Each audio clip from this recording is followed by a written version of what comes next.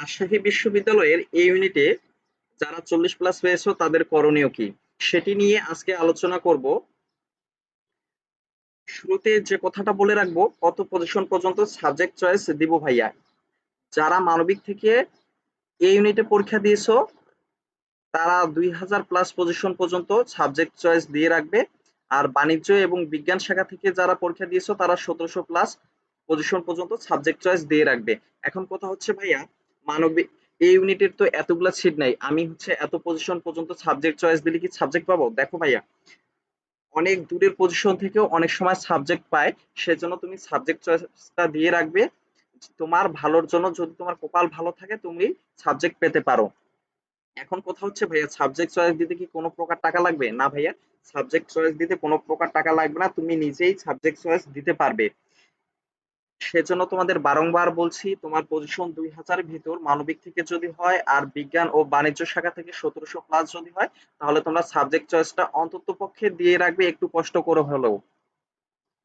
এখন 40+ মার্কস যাদের আছে তাদের করণীয় কি? দেখো, তোমরা যারা 40+ পেয়ে পাশ করেছো বা 40 পেয়ে পাশ করেছো, তোমাদের জন্য সুযোগ হচ্ছে সঙ্গীত সাবজেক্টে তুমি পড়তে পারবে, নাট্যকলাতে পড়তে পারবে, চারুকলা পড়তে পারবে, গ্রাফিক্স ডিজাইন, কারুশিল্প ও শিল্পকলার ইতিহাস বিভাগে তুমি পড়তে পারবে। এখন প্রশ্ন হচ্ছে ভাইয়া, আমি যদি এই 4টা সাবজেক্টের ভিতর একটা সাবজেক্টে পড়তে চাই তাহলে আমার করণীয়টা কি?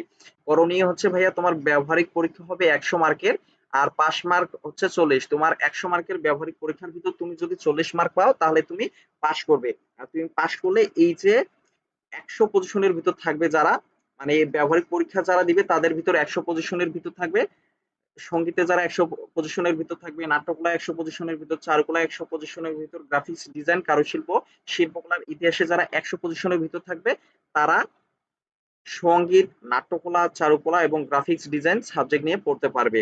তো এখন ভাইয়া হতাশ না হয়ে তুমি যদি একটু ভালো করে প্র্যাকটিক্যাল বা হচ্ছে ব্যবহারিক পরীক্ষার প্রস্তুতি নাও, কিংবা হচ্ছে যারা সঙ্গীত বিভাগে পড়ালেখা করে, নাট্যকলায় পড়ালেখা করে, চারুকলায় পড়ালেখা করে, সেই ভাইয়া আপুদের কাছে পরামর্শ নিয়ে একটু যদি তুমি ব্যবহারিক পরীক্ষার জন্য প্রস্তুতি নাও, আমি বিশ্বাস করি তুমি এই 4টা সাবজেক্টের ভিতর যে কোনো একটা সাবজেক্ট নিয়ে পড়তে পারবে।